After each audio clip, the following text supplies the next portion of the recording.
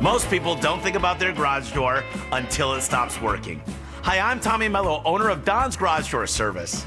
A noisy garage door is a cry for help.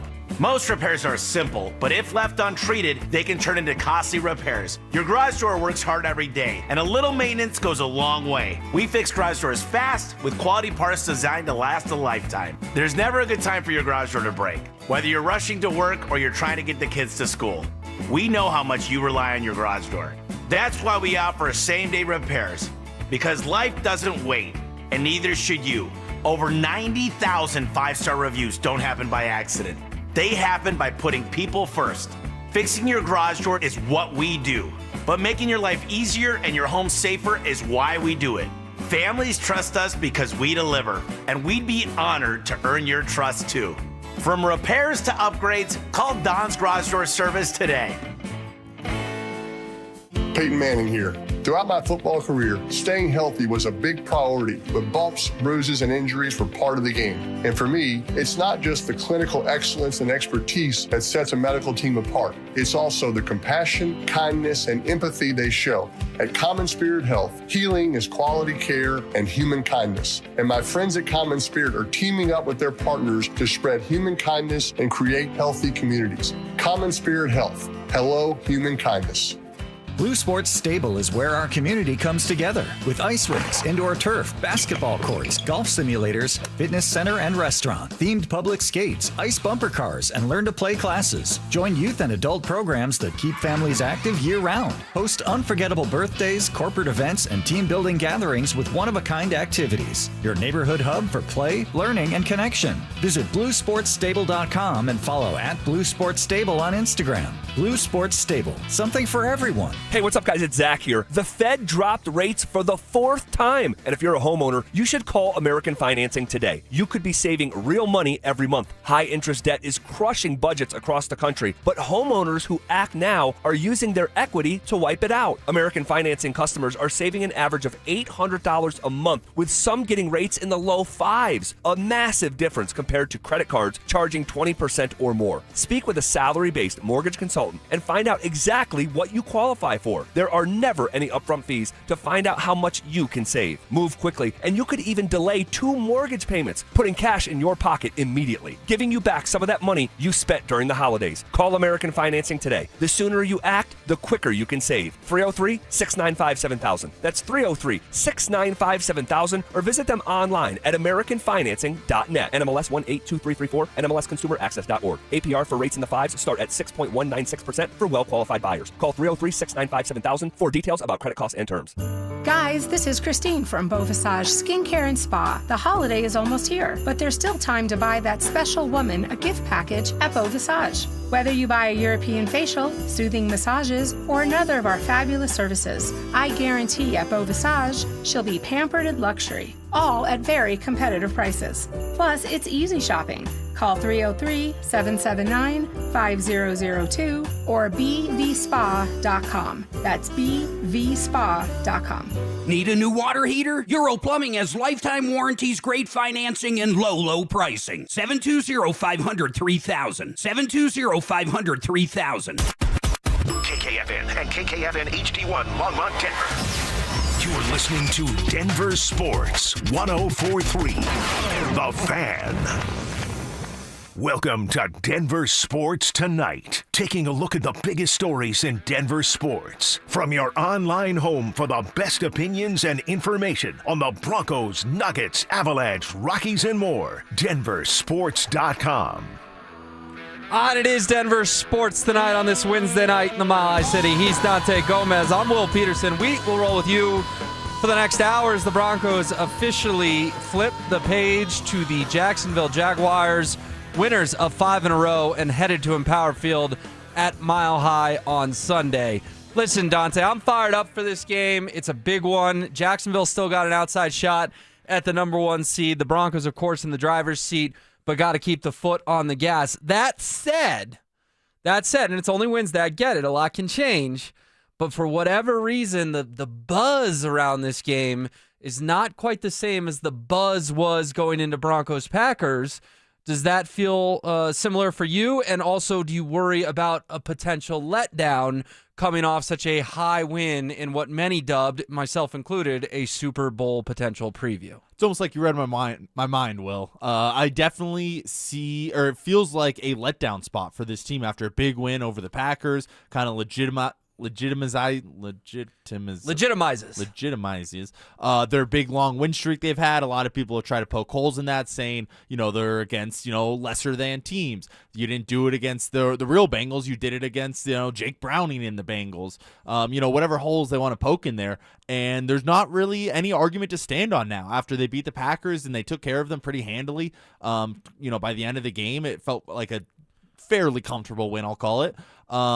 And I think they're not taking the Jaguars team as seriously as at least Broncos country is. It did sound like Sean Payton is very focused on the opponent at hand, but it feels like Broncos country in general is kind of, has a little bit of a let-off here as they face the Jaguars. And you mentioned the Jaguars still, outside chance for the 1 seed.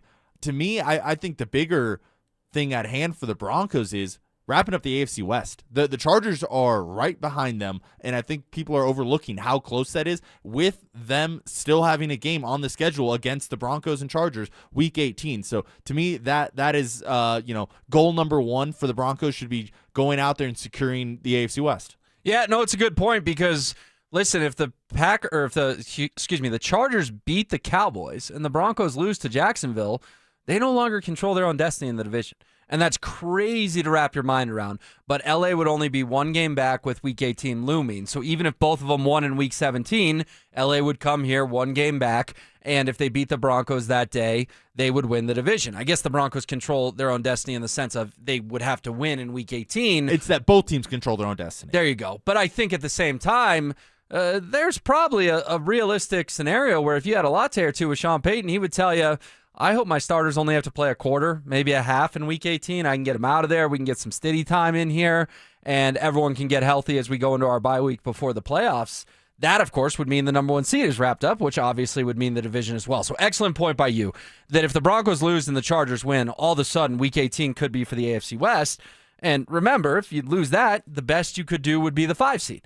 And you're not going to the Super Bowl as the 5 seed because you'd have to win, in all likelihood, 3 straight road games. This Broncos team's very good, but we've only seen a handful of examples over the years, and everyone always talks about the Giants as a 6 seed back when there was only 6 teams. I believe the Packers were a 6 seed, but it's once a decade a team wins 3 straight road games to go to the Super Bowl. So if they're the 1 seed, I'm probably almost 95% sure going to pick them to go to Santa Clara.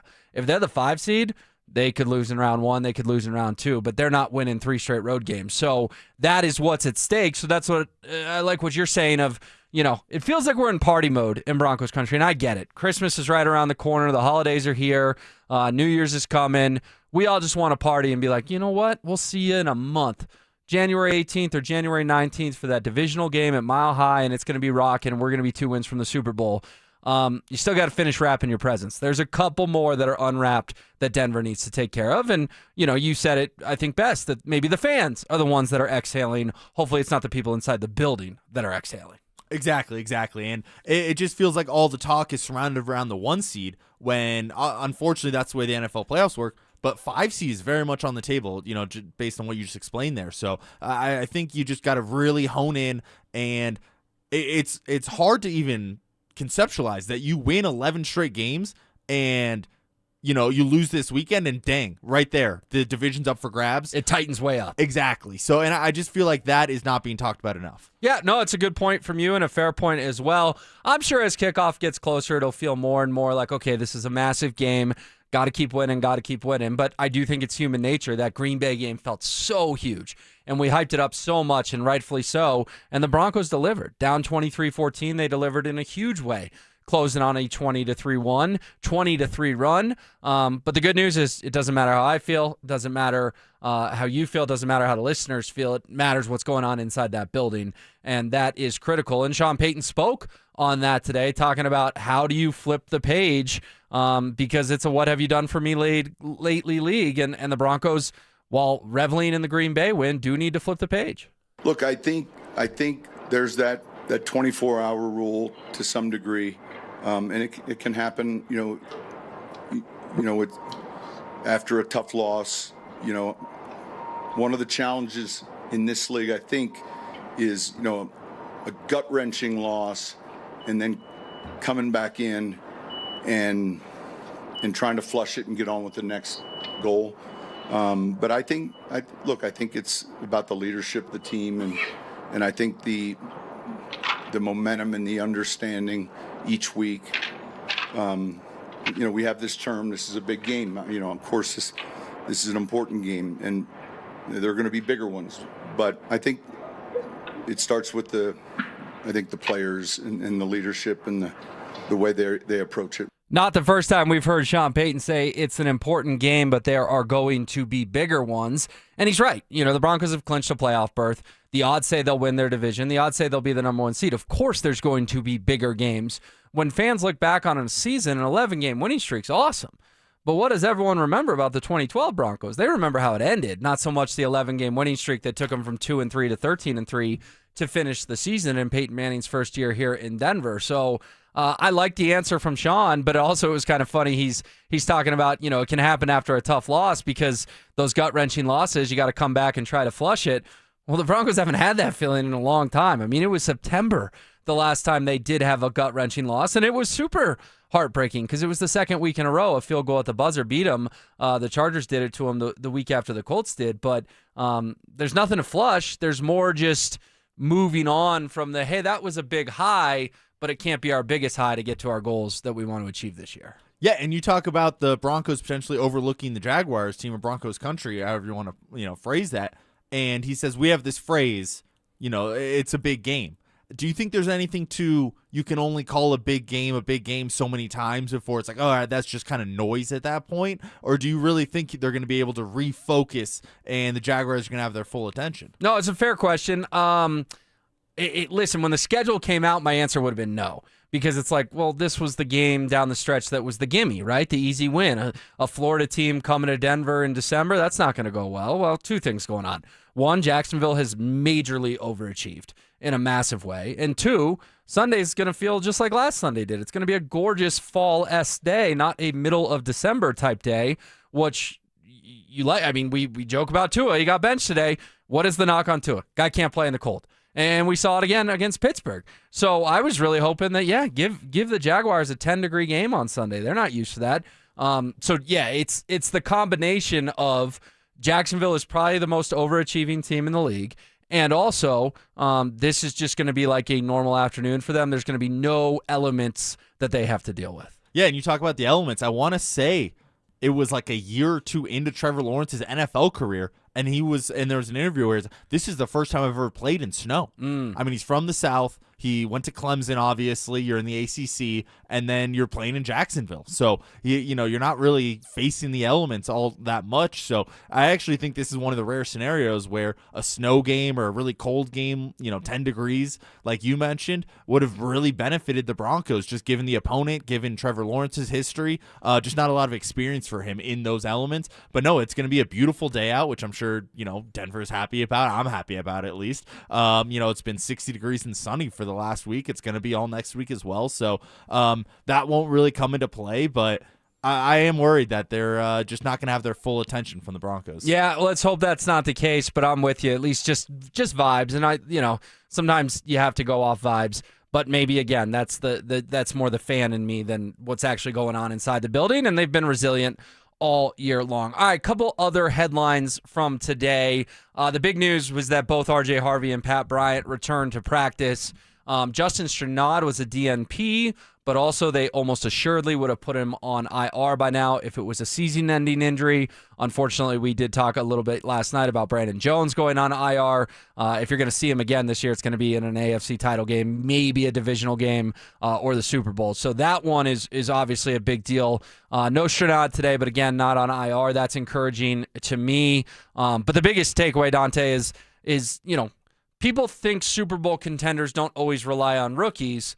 Well, in the Broncos case, both R.J. Harvey and Pat Bryant have been rookies that they've relied on pretty heavily, particularly in the back half of the season after Dobbins went down and Bryant got a larger role in the offense. So good news from Broncos Park, powered by Common Spirit. Yeah, I think having Bryant back is going to be huge. Obviously, we saw Bandy and Lil Jordan Humphrey play last weekend, and if you watch a lot of the Broncos games, you're not used to seeing those guys out there, particularly this year at least. Jordan Humphrey has his history with Sean Payton in New Orleans, and then he was a Bronco, I want to say the last 2 years, maybe at least last year for sure, for a couple weeks there. So it's nice to have just the household names back in the building. Pat Bryant has been great in the run game, run blocking. So I think that's a big plus, especially when the Jaguars are so good at run defense that you're going to need everybody, pulling on the same side of the rope, run blocking, and Pat Bryant excels at that. And then same with RJ Harvey. Obviously, they've relied on him a bunch. Got a little nicked up there at the end of the game last week, so good to see that he participated and is back to practicing with the Broncos.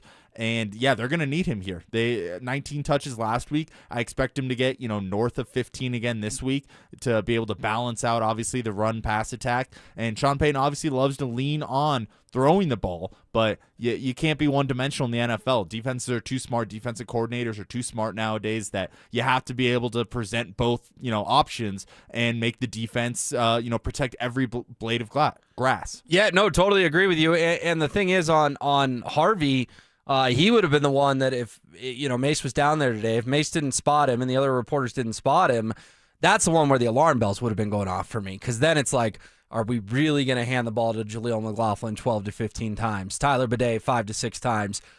They just signed Cody Schrader, this sort of unknown guy who's bounced around. I only know him because I'm a Missouri alum, and he was very good for the Tigers.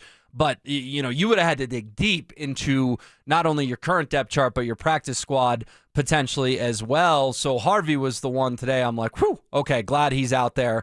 And I figured he had a shot. Tuesday's kind of the day where you're super worried because you get the tweet from Rappaport or Schefter or whoever that so-and-so's really hurt. And unfortunately, we got that with Brandon Jones. We knew he was going in for the MRI, and then within a couple hours, it was, transaction wire just dropped. He's going to injured reserve. You knew that one was bad. But when you didn't get that with Trenard and Harvey, and certainly not Bryant, who Sean said could have played last week if it was a playoff game, that was critical, and it was critical for Harvey to be back at practice today. You mentioned Bandy and Humphrey. Parlay on Bandy and Humphrey could have been a fun one, but you're right. That wasn't exactly on our bingo card, but I do think it showed the Broncos' depth that Bo Nix is truly comfortable throwing to 10, 11, 12 guys every single game. No, that's a great point. And I actually joked about the same thing of like, oh my goodness, what do you think Bandy and Lil Jordan Humphrey parlayed would have been? Or even if you had Bandy first touchdown, that alone would have been. Or you threw Bandy, Lil Jordan, Sutton, Franklin, and Harvey. Just go 5 for 5 on it. I don't think I'd be here tonight. I think I'd be on a beach somewhere. But yes, please continue. That's fair. Yeah. No, I joked about how crazy both the combination of both those guys catching touchdowns are. But no, you nailed it. I think they show that this is a deep roster, and we tend to see that from week in and week out of, Bo Nix is targeting 10 different guys on any given Sunday. Adam Prentice gets his touches. Obviously Harvey, Jaleel, Dobbins when he was healthy. Multiple tight ends are getting touches too. So it just shows that there's a lot of weapons that Bo Nix can go to. And I think Bo's at his best when he's not necessarily locking in on just Troy Franklin or just Evan Ingram. Obviously, Sutton got a bulk of the touches and targets this last week, but I think that's the way it should be. I think that's a healthy pecking order is Cortland Sutton getting 8 to 10 targets, and then everybody else just evenly distributed within the other tight ends, wide receivers, and running backs. I think that's when Nix is at his best. I think that's when Sean Payton's at his best play calling. Yeah, and I'll be curious what it looks like for Troy Franklin this weekend as well, because part of the rub with Franklin is he's getting too many targets and not catching enough footballs. And there was a point this year where he had more targets than Cortland Sutton, and we're all like, what in the world is going on? Well, last Sunday, Troy Franklin had 6 targets. He had 6 catches. He played his most efficient game of his NFL career, and obviously the opportunity presented itself because Bryant had sort of leaped him. We really saw that starting with the Sunday night game against the Commanders in Washington, where Bryant was just on the field for so many more snaps than Franklin. Same thing happened the following week, and then without Bryant, they had to regain some trust in Franklin, and he delivered. So now I guess I ask you, does it look similar to the Packers game where the offense was wildly efficient? Bo Nix played arguably the best game of his career. In my eyes, it was the top one he's ever had in the NFL. Does Sean go, yeah, okay, Pat, we're going to ease you back in? Or does it go back to, hey, Pat is such a stud in the run blocking, he is going to get more snaps than Franklin once again? I think it's a legitimate question that the coaching staff is pondering probably as they put in a late night as we speak. Yeah, absolutely. I think you have to ease him in, especially with a hamstring issue. Those tend to just, pop up and pop up again if they're not fully healthy. So I think you have to ease him in, put him on a snap count of sorts. It's not like he was getting 100% of the snap share and, even prior to the injury. So I don't think it'll disrupt the, the rotations as far as receivers go too much. But yeah, I would be surprised if we see him out there for, let's call it even like over 60% of the snaps. I think you even it out. But it's also Franklin, right? Like Franklin probably earned it last week by how well he played. Like it's a combination of easing Bryant back and also Troy Franklin, 6 targets, 6 catches. That's what we need out of you. Well, so that's what I was about to add on, that Franklin obviously shows that he can be reliable once again. And then you do have those depth pieces with Lil Jordan, Michael Bandy, if you do need to sub those guys in where, Bo does have trust with those guys and Sean Payton obviously has enough trust to put them in arguably one of the biggest games of the Broncos season. So there's a trust level between those guys, Nix and Sean Payton. So I don't think they're going to have to force their hands at playing Pat Bryant too many snaps. Yeah, no, I would agree with you on that one. All right, Cortland Sutton also caught my attention today. We'll get to him in a few moments or a few minutes maybe, but I want to start with something that we kind of led the show off with, and that was, the beating the Packers. They finally got respect they deserve, and could they be riding a little too high, reading some of their own headlines? Well, Tom Brady came out with his power rankings, and for the first time this year, he's got a new number 1, and it's the Denver Broncos. And after hovering around it all year, Denver moves up to number 1. Sean Payton has this team on an incredible run, and it just feels right that the AFC might run through mile high as temperatures start to drop. Anything can happen over these final few weeks. But Denver, they're going to lean on that defense, and we'll see if Bo Nix can find another gear and take this team on a deep run. I mean, of course, Tom Brady had an incredible career, but the one thing he couldn't do was win a playoff game in Denver. Brady came here 3 times in the postseason with the Patriots and left with the L each time.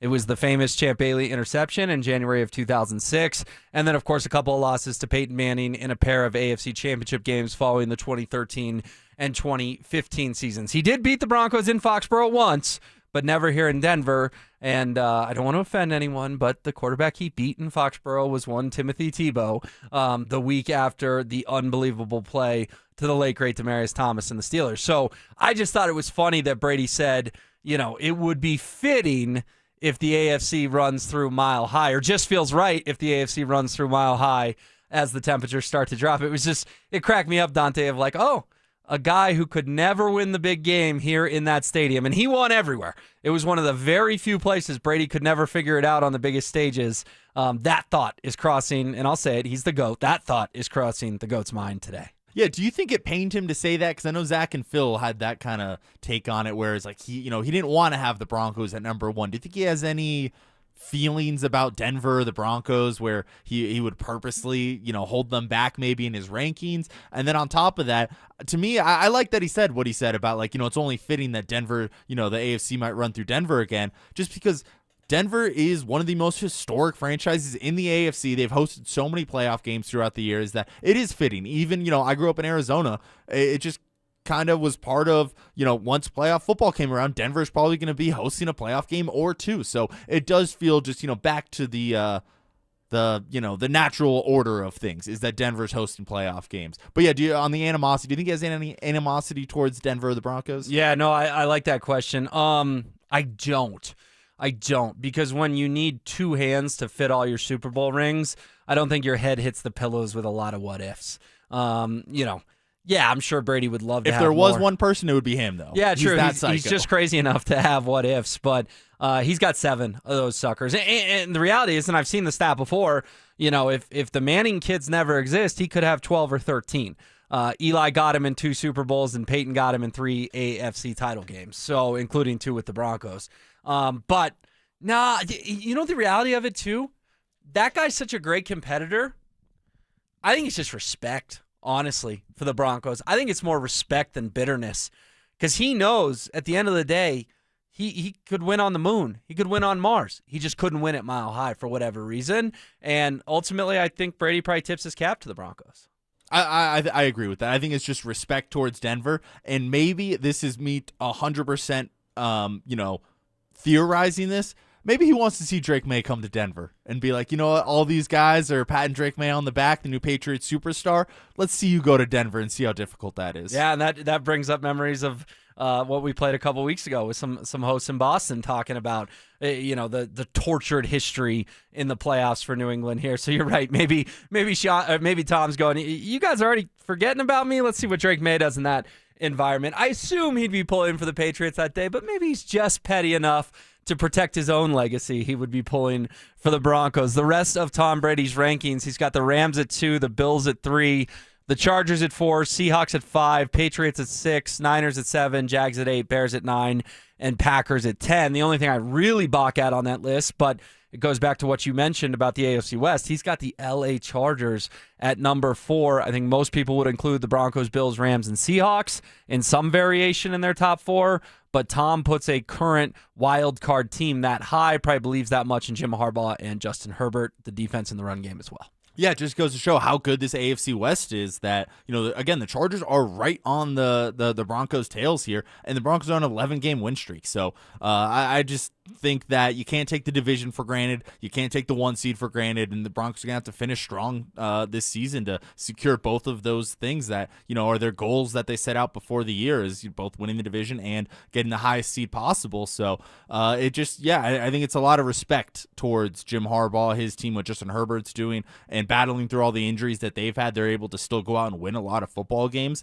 I'm with you, though. I thought the Packers were still a little too low. I would have put the Packers a little bit higher. Well, I think the Parsons thing is dinging him in a big way, man. I think people think their Super Bowl window shut when he tore his ACL. Fair or not, I just think that's the group thing on that one. No, and that's a good point. I wasn't really factoring that in as much. I was going based on more the resume that they have at this point. But yeah, if you are looking forward here, it might be hard to see how this defense can be, that tier 1 defense that they've been for most of the year outside of the Broncos game, really.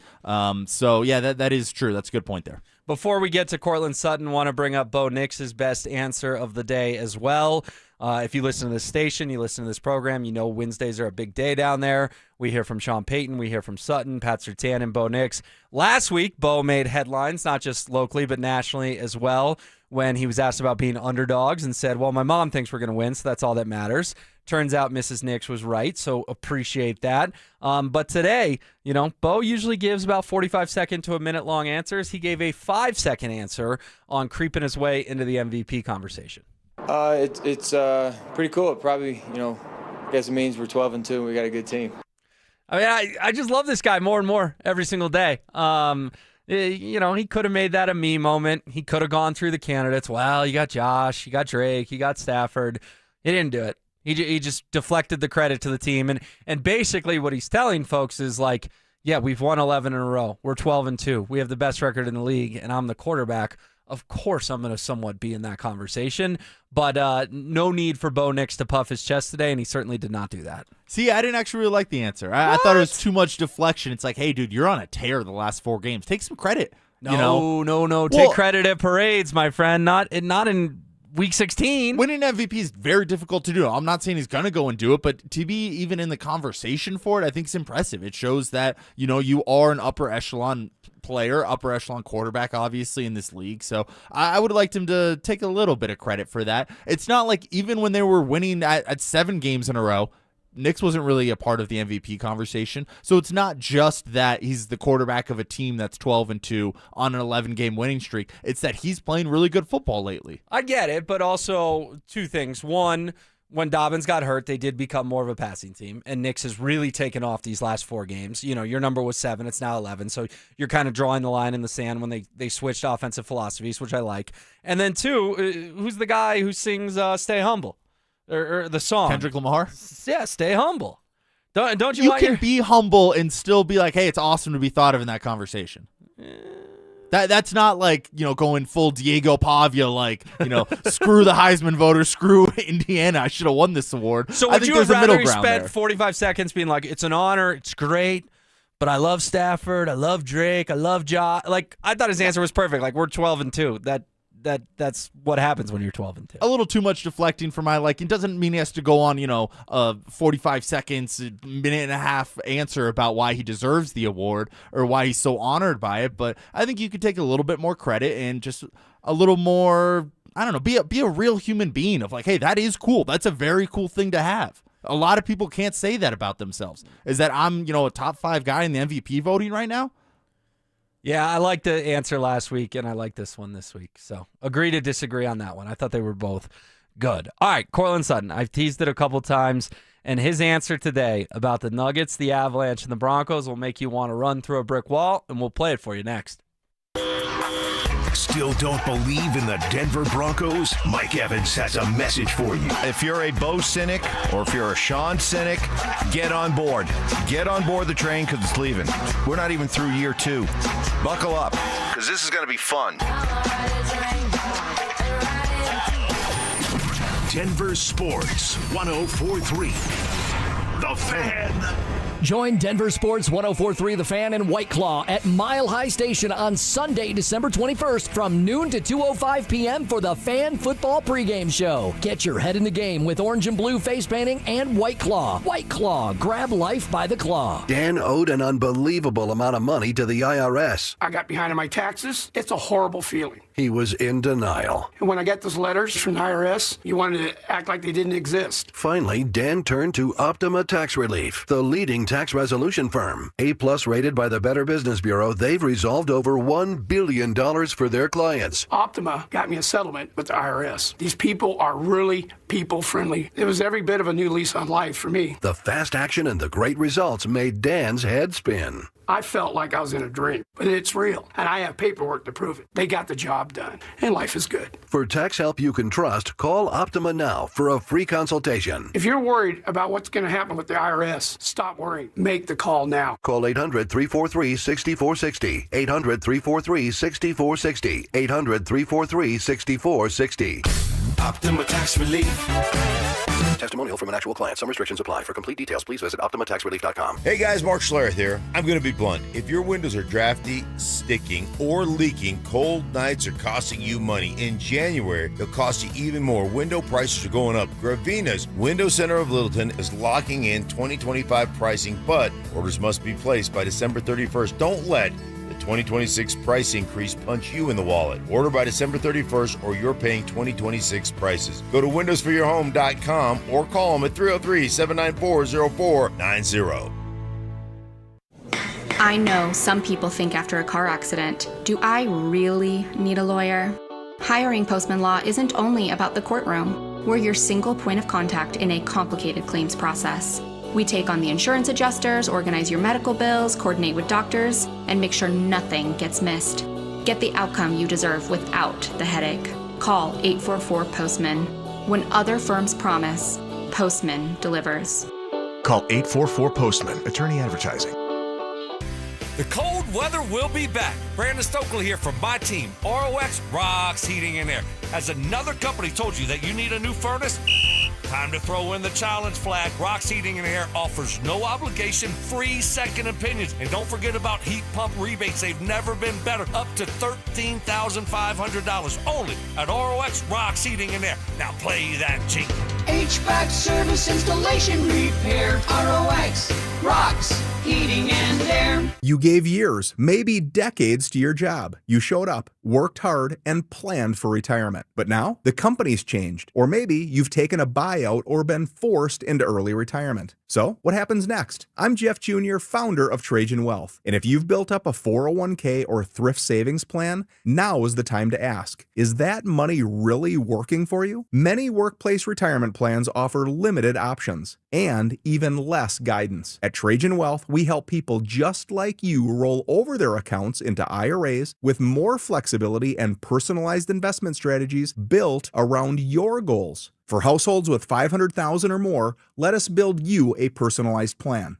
We operate on veteran values, service, trust, and doing what's right. Your next chapter starts now. Call Trajan today. 720-204-8100. That's 720-204-8100. Advisory services offered through Trajan Wealth, LLC, an SEC-registered investment advisor. See website for details. Hey, Broncos country, it's Terrell Davis here. You know, in the game of life, our most valuable asset is our health. At Fitness Gallery, we have deals everywhere, up to 50% off. Visit one of Fitness Gallery's 7 convenient locations from Colorado Springs to Fort Collins. We have you covered. Wow, Leslie, your fireplace really sucks. I beg your pardon? Well, what I mean is your fireplace is literally sucking all the air out of your house and right up the chimney every time you burn it. Well, what can I do about it? Well, you could get a high-efficiency gas insert from Cozy Heat. It keeps all the air you already pay the utility company to heat, and it returns up to 80% of the fire's heat back into your house. I'd use my fireplace every chance I get if I could do that. Maybe my furnace wouldn't need to run so much. Well, that's the whole point. Hi, this is Keith Lair with Lair Fireplace and Patio, along with my niece Leslie, to tell you how a gas insert from Cozy Heat will give you the incentive to use your fireplace again. Cozy Heat gas fireplaces and inserts are made to crank out the heat with beauty and style. Lair's is Denver's oldest, most trusted name in fireplaces. Family owned and operated since 1954. We'll even give you a free in-home quote, including expert installation by our own certified in-house installers. Find us on the web at lairfireplacepatio.com. For top quality Cozy Heat fireplaces and inserts, it's Lair Fireplace and Patio, Denver's fireplace experts. It's Denver Sports Tonight on Denver Sports Station 104.3 The Fan. Alrighty, so Cortland Sutton hit the podium today. Always love hearing from Court. Always gives thoughtful answers.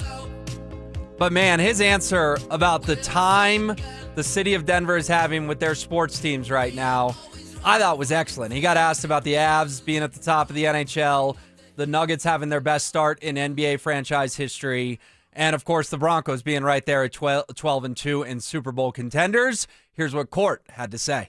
Yeah, shoes, man. It's super dope to see, all three of us having success at the same time.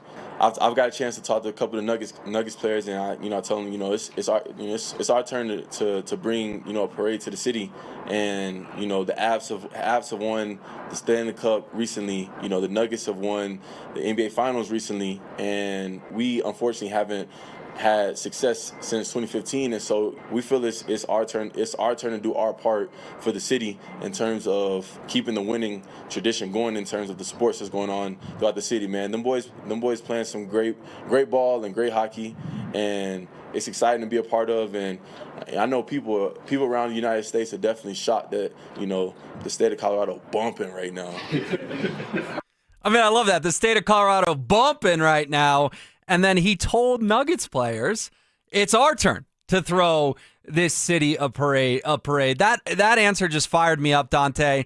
It goes to show you a couple of things. One, the Broncos feel the pressure from the other teams in town. They don't want it always to just be the basketball and the hockey team is what people are excited about and talking about. And there was a long stretch there where Nikola Jokic was on the rise and Cale Makar and Nathan McKinnon were on the rise, and then they reached the mountaintop and the Broncos just weren't very good. So I get it, man. Sutton's been here since 2018. He was a second-round draft pick in 2018. He lived through the Drew Locks and the Case Keenums and the Teddy Bridgewaters and the Joe Flaccos. He lived through all those guys, Russell Wilson as well. I think the weight of, hey, it's a great sports town, but they're really only excited about two teams. We want to be the third.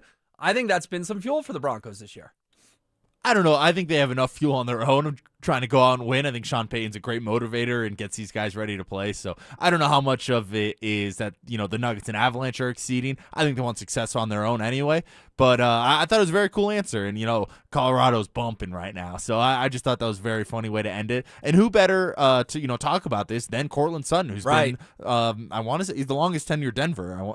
Garrett Bowles has him by a year or two. Okay. Yeah. Either way, very long term. It's those two we think of, are Bowles and Sutton. Yes. Exactly. Very long-term Bronco here. So I love that he's able to have that outlook on it about hey, these other teams had their turn. And, not to say that they won't be able to win another championship, but we also want to be in that conversation of look at all these great Denver, Colorado teams. Yeah, no, and I think too, telling Nuggets players, hey, we want to throw a parade, they don't want to just be in the conversation. They want to get to the mountaintop. And we've heard Sean Payton talk about the Super Bowl. He sort of infamously did it during the summer. We've heard Bo Nix, even last year, say, I want to win the Super Bowl. And then today we get the Sutton confirmation that, I do think these guys are living in the moment and the old cliche, 1 week at a time and all that stuff. But I also promise you, there has been internal conversations in that locker room of, we are good enough to win the whole thing this year, 2 months from now, why not us type deal. That if talking about parades is going to come out in a press conference setting, you've had similar conversations behind closed doors, and I love that for my football team because they are good enough to win the whole thing. Yeah, no, they are, and they know it, and they're talking about it that way, so I like that aspect of them as well. And I'm sure, when Sutton's talking to these Nuggets guys in the back of his head, it's like, dang, these guys are NBA champions. They have that to their resume, and I want that. So I think it's more maybe an envious thing of these other guys on these teams more than, we're not pulling our own weight kind of thing. No, that's a good point, too, that it's a they've done it, I haven't kind of thing. And maybe he's friends with them. I don't know. He didn't say what players he was talking to, but these guys kind of all run in the same circles. They sort of all know each other. We've heard Philip Lindsay talk about that in the past of I knew Nathan McKinnon because, when I was playing here, Nathan was playing here. We got connected. We became friends. So I think that's very, very cool. Do you think that we're going to get 1, 2, or 3 parades? I think that's a tough question because I don't want to be the Debbie Downer that's like, oh, we're not getting 3. But I think realistically, I think the fair number to put it at is 1.5 parades. And then, whether you want to take the over or under there, I'm going to go over. I think we get 2. I think the Avs get it done, and I think the Broncos can get it done too. I think the Nuggets just have a really big challenge ahead of them in terms of OKC. Yeah, and the reality is if we just get 1 in the next 6 months, I think everyone will be happy, right? Like championships are hard to come by. Well, I don't know. You were the guy that wasn't happy with, Nathan McKinnon just winning 1 in his career, or Jokic just winning 1 in his career. So maybe you're the guy that's going to be greedy and 1's not enough for you. Yeah, but I'm talking specifically this year. Those guys will still have other chances. I mean, people forget we were spoiled late 90s, early 2000s, right? Avs come to town, they win it in 96 and 01.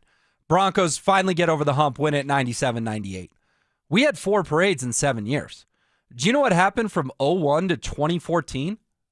0. 0 parades, 4 major sports teams. And you know who came the closest in all that time? The Rockies in 2007 making the World Series. So the late 90s, early 2000s were an awesome time to be a Denver sports fan. And then there was a mega drought, You start doing the math on that. 4 major sports teams, 14 years, 4 times 14, 56? You had 56 chances and no one won it all during that decade and a half. And then 2015, the Broncos do it. And then the Avs and Nuggets both do it in 2022 and 2023. It's just nuts to me that you could say out loud 3 parades the next 7 months and not get laughed off the radio. No one's predicting that. I'm with you. I think 1.5 is a good number. Like I said, I would take 1. But you legitimately, if the stars align, you could win an NFL title, an NBA title, and an NHL title between February and June. That's hard to wrap your mind around. Yeah, that's some, title town. That's what, Boston and LA have been considered. And, not that Denver's a flyover state, but I think it's maybe a second thought compared to cities like New York obviously has had championship success recently, but like a city like Boston or LA that has had so much success. Even San Francisco, if you want to count the Giants and the Warriors, all their championships. The Niners obviously have a lot of history as well. So I think Denver being in the conversation as those other cities is rightfully so, and I think they can really cement their place as that 4th major title town in America at least. So if they're able to get, let's call it 1 or 2 this spring into summer. Yeah, and I mean, we all remember that little kid in Boston who had the sign like, I'm 14 years old and this is my 11th parade or whatever it was, something outrageous when Boston was winning in the NFL, the NBA, and the NHL. And, oh, by the way, the MLB with the Red Sox getting 3 titles there in a span of 10 years or whatever it was. So it would be so fun because Denver is the center of the sports universe right now. Like we have the best teams across all the leagues. But you're right. If this was LA or New York or Boston, it's getting a lot of attention, don't get me wrong, but it would be getting even 100 times more attention. You know how to get 100 times more attention? Go win 2 titles. Go win 3 titles, and then no one can ignore you. And as Denver sports fans, and I've been here basically my whole life, you've been here a long time now, like that just excites people of, what are they going to say now type thing if these teams can get over the finish line. Absolutely. It's the moving goalpost of, oh, well, that's cute. You got your Nuggets one and you got your Avs one a couple years ago here. But yeah, if you go out and are able to get, one more for each of those teams and a Broncos one, there is no other argument to stand on if you're anti-Denver sports at that point. Well, the task up next for Cortland Sutton and the Broncos will be taking down the Jaguars on Sunday. They might not be a team you know a lot about. Sean Payton did some educating today. I thought gave some excellent answers on just how good Jacksonville is, and we'll hit those next. With his performance against the Packers, did Bo Nix officially silence his critics? I saw the finishing touches of what I needed to see. It wasn't about one throw or one drive. It was the collective over the course of 60 minutes. The Denver Broncos have found their franchise quarterback. Denver Sports 104.3. The Fan. Your air duct cleaning experts, Ductworks. Hey guys, feeling cooped up this winter? Mark Schlereth here. You know these Colorado nights can get freezing cold with your furnace running non-stop just to keep things cozy. But here's the thing. While your heating system is working overtime, it's also blowing dust, dirt, and debris through your air ducts and straight into the air you breathe. That's where Ductworks comes in. Your trusted air duct cleaning experts. Using a powerful combination of scraping and vacuuming technology, the Ductworks team clears out years of buildup, grime, and other gunk hiding in your ductwork. The results? Cleaner, fresher air, better energy efficiency, and a healthier home or office for you and your family. Don't wait until spring. Breathe easier now with top-rated service from Ductworks. Call them at 303-425-0985 or visit them online today at ductworks.com for a free residential or commercial estimate. 303-425-0985. Dan Jacobs for 303 Law 4040, and I'm here with that beautiful voice you hear on the other end of the phone. Oftentimes when you call 303 Law 4040, it's my lovely wife, Kimberly. Kim, I know you and I had so much fun the other day. We actually met with a couple that had been in an accident up north in their house the other day, and Randy was so excited. He's like, I can't believe it. It's the lovely wife. She's right here in my kitchen. He's too kind. It was really great to meet him and his wife and his pets and just be able to help them. I think it helps that when you answer the phone, when people call 303 Law 4040, it makes things, I know calling a lawyer can be scary, but I don't know, your soothing voice just makes it a little bit easier. Well, I just want to help. That's all. And I know how to do that. I love the holidays. I always like to wish our listeners happy holidays. Would you like to do so as well? Absolutely. Merry Christmas, everyone. I hope you have a wonderful new year. And I hope you never need us, but just in case, save that number in your phone. You never know when you're going to need it. It's 303 Law 4040. That's 303 Law 4040. Want to look 10 years younger and lose 20, 30, 40, 50 pounds before spring? Then it's time for Soda Weight Loss. Soda Weight Loss works without drugs or crazy side effects. In fact, our disclaimer would sound like this. Side effects of soda weight loss may include looking better than you did in high school. Friends asking, okay, seriously, what are you doing? Long-term confidence, increased energy, the urge to take more photos because you actually like what you see. I'd been wanting to lose weight. I tried on my own. I'd been seeing things for soda, but I was like, okay, I gotta go see what it's all about. It's a great idea. It's a great experience. And, I couldn't be happier, honestly, with the results. You do not have to use weight loss drugs to lose weight and enjoy a healthier, I look 10 years younger version of you. With Soda Weight Loss, you get round-the-clock access to your own personal nutritionist, and right now, when you join Soda Weight Loss, your partner joins for free. Visit sodaweightloss.com. That's SOTA weightloss.com. Soda is, say it with me, state of the art.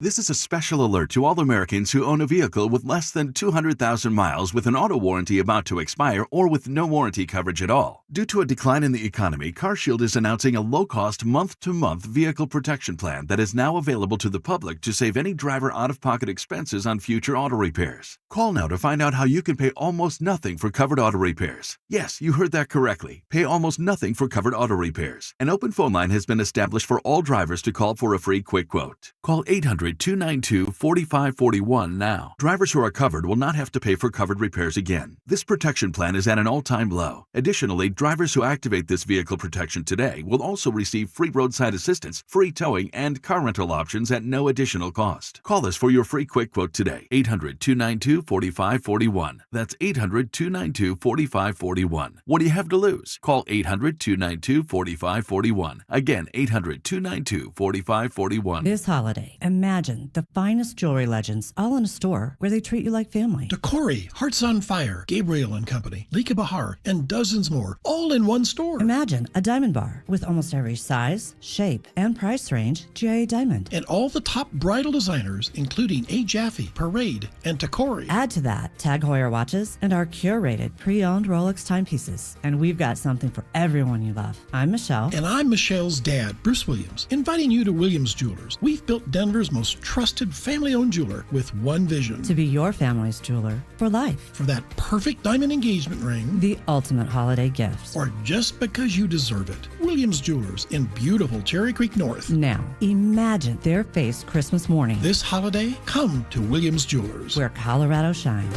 Williams Jewelers, we can make diamonds a part of your life. The official jeweler of the Colorado Avalanche. Stay up to date on the Broncos with our 9 News Broncos insider Mike Kliss. Presented by Fitness Gallery. Hear the latest from every practice and every game every single week during football season. Denver Sports 104.3. The Fan. Denver Sports Station 104.3 The Fan presents Denver Sports Tonight. All right, a lot of good interaction on the RamosLaw.com text line 303-713-1043. The 5985, I love it. Let's have 3 parades. Couldn't agree more, man. Or woman. Put your name on it. I'll give you a shout out. Couldn't agree more. At the end of the day, man, or woman, excuse me. We'll take 1, like I said, because championships are hard to come by, but 2 or even 3. Maybe we just get in a routine at that point, Dante. It's like, oh, yeah, we know the route. We know, we were posted up at the hotel downtown a couple of times for the Avs and Nuggets. I mean, can you imagine being a Denver sports fan being like, oh, yeah, we did that parade in February, and then we got one in mid-June and one in late June. In fact, I don't know if this has ever been asked, but what if the Avs and Nuggets both win it, and they win it like 2 or 3 days apart? Do you have 1 parade? Do you have 2? I mean, you got to have 2, right? I think if you did 1 on a Tuesday and 1 on a Thursday, people would come back. Good excuse to play hooky, not go to work. Dual parade sounds fun in theory, but that takes away a little bit of the limelight from one or the other. Got to have 2 parades if they both get it done. I think you have to have 2. And no, I'm with you. I think you would have to reclassify, what would it be, February through June? It's parade season. Parade season. Right? Yeah. Yeah, people are like season. talking, oh, it's spring. Nah, just parade season. Exactly. Parade season. I love it. The 6261 says, did Will forget the Stanley Cup with Ray Bourque in 2001? I don't know when he had tuned in because I said like 3 different times. The Avs won 1 in 96 and 01 and the Broncos won in 97 and 08. And then I said from 01 to 14 or really 15, we had no parades. Excuse me for misspeaking. It was from July of 01 until 2015, 2016 when the Broncos finally got it done. We had no parades. So no, I would never forget Ray Bourque and I would never forget the 01 Avs. I thought I made that clear, but if I misspoke, my apologies. Point being, it was a long drought there in the early 2000s, creeping in to the mid-2000s. All right, the Jags. Dante, do you feel like you know a ton about Jacksonville? I mean, we obviously work in this industry, but a little bit more of an anonymous opponent for the Broncos this weekend, particularly when they're this good. Usually we know more about these teams, but it feels like even with their sporty 10-4 record, Jacksonville is flying a bit under the radar. Absolutely. I mean, obviously Trevor Lawrence, Travis Etienne? Travis? Okay, yeah. Or is it Trevor? I don't know. Etienne, the running back. And then, the big trade for Jacoby Myers halfway through the year from the Raiders. He's been a big boost on offense. It's Travis. It is Travis. Yep. Okay. It just sounded wrong when I said for some reason. Speaking of Travis, bummer we don't have Travis Hunter coming to town this weekend. Yeah, that would have been a great, homecoming for Travis Hunter to come back to Denver and your Denver metro area, whatever you want to call it there. Would have been very cool for a little homecoming there from him, but unfortunately will not be playing. And then Liam Cohen's their head coach, but other than that, they are fairly anonymous to me, and that's somebody that, pays attention to the whole landscape of the NFL. So definitely flying under the radar, but they're on their way of maybe winning the AFC South, and the Texans are also in that division, and the Texans have really been playing good football lately. So if the Jaguars are able to win that division, it's not by luck, it's not a fluke. They're playing good football. Yeah, and Sean Payton, I thought, did some educating today, talking about the challenges of facing Trevor Lawrence, their quarterback, who is red hot, maybe finally living up to the hype after being the number 1 overall pick out of Clemson, and laid out some other challenges that Jacksonville presents as well. Yeah, I'd say this. They've really, I think they've won 5-6 in a row, and ATM, they're doing a lot of things really well. They're scoring. Mondays, I look at the touchdown reel, and there's a ton of good schemes. He came up under Sean McVay, and so there's certain beliefs relative to what you're going to get in the run, in the pass game. I think the one thing that stands out, they're plus 10 in the turnover ratio. They're second in the league in interceptions, and so I'm not going to say they play man-to-man, but there are a lot of snaps, like last week, where 7 eyes are on the quarterback, in their zone coverage. And so, we've got to be on point. They mix it up defensively. They've got a very talented punt returner. And so as you look at them and you watch the tape, it's a smaller market, but you see a real good team. I mean, he went through the whole roster basically. He's talking about the offense, the defense. He's bringing up this punt returner when it comes to special teams. Maybe a little jab there at the end. It's a smaller market, but they're still good. They play in little Jacksonville, but they're still good. And, of course, Broncos fans, especially older school ones, will always take the Jaguars seriously after what they did in 1996, coming into Denver and ending the Broncos season in the playoffs. Now, they used that as fuel to win back-to-back Super Bowls, and it all worked out. But a lot of people still argue that was the most painful loss in franchise history. Sean went on, we don't have time to play it, but he went on to talk about how you heard him mention the interceptions there. He talked about, some teams have corners that can't catch the football. Jacksonville has corners that can catch the football. 18 picks this year for them. That is no fluke. Bo is going to have to take care of the ball in a big way this weekend. No turnovers last week. Packers probably had, at least 2, if not 3 good chances to maybe get one off him. In a game, he was excellent, don't get me wrong, but there were a couple of hairy plays. Turnover battle, the Broncos haven't been great at it this year, which is interesting for a team that's won 11 in a row, but that to me, as we sit here 72 hours away from kick, that to me, Dante, could be a major key to this football game. Win the turnover battle. The winner of that may take the game. Yeah, and most times in the NFL, the winner of the turnover battle does win the game. So I don't think the Broncos are head and shoulders better than the Jaguars enough to go out there and lose the turnover battle by 2 or 3 and still win the ball game. I'm not saying that's impossible to happen, but you got to respect the opponent on the other side, and they're good enough to go out and win a game that they do win the turnover battle in. So I think it's important that Bo Nix takes care of the ball. Obviously, RJ Harvey had the fumble last week. Can't have that happen. So just go out and take care of the ball. And I don't want Bo to go into a shell and not push the ball down the field, but just, be smart with when he does make those aggressive throws. Be mindful. Yeah, I like that. Be mindful of, hey, you are playing a defense that can turn the football over and can catch the ball. And I know Phil got a kick out of that. He's like, I've never heard a coach say that, but I hadn't either. But it's kind of true from Sean. It's like if the cornerback has hands made of stone, then sure, we'll just throw it at him. Worst case, he bats it down. If he can actually catch the football, then we could be in trouble because we know how deadly interceptions are in this league. All right, let's close on this. Does Jacksonville pass the confetti test? And for those of you who don't know what the confetti test is, it's can you picture them on the stage, Roger Goodell, who's ever calling the Super Bowl, whether it be Jim Nantz or Joe Buck or Terry Bradshaw, if it's Fox, I guess, up there presenting them the trophy. John Elway, when he did it to the Chiefs a few years ago, and people were not real thrilled about that. It wasn't John's fault. He just signed up for the gig. KC happened to win the Super Bowl. But Dante, do they pass the confetti test? If you close your eyes, can you picture Duval on the stage winning Super Bowl 60? They don't pass Super Bowl 60 confetti test, but I think in general, Trevor Lawrence does pass the confetti test. Maybe that's just because I've seen him do it in college, and I'm maybe drawing from that. But I could see him winning a Super Bowl, but it's not in, what would it be, 2026. Yeah, and I know what you're saying because that Clemson team was very good, and there's a reason Lawrence was the number 1 overall pick. But Lawrence had the B word, bust, sort of attached to his name the last handful of years. He also had a $100 million check attached to his name the last few years. What does that mean exactly? Oh, he got a huge contract. I get it, but people still wanted to say he was a bust, and I feel like this is the first year in a long time that no one is connecting Trevor Lawrence and the word bust. The guy can play. He's a legitimate quarterback. But I'm just saying that's a quick rise from potential bust to you think he passes confetti test. Again, I don't think he's going to pass it this year in 2026 when the Super Bowl is, but I think eventually in his career he is capable of being a quarterback that can win a Super Bowl. I think he has that kind of ceiling to him, and if you got the right team around him, I think that's possible. I just don't think it's this version of that team. Yeah, that's fair. Well, Broncos need to keep winning, for sure. If you missed it, go check out the podcast. We outlined that all in the first 25 minutes. All right, it flew by. It was fun. For Dante, I'm Will. It's DST on the Fan. Are the Denver Broncos looking down at the rest of the NFL? This is the best team in football. There is no question. These guys are playing at an incredibly high level, and they are peaking at the right time.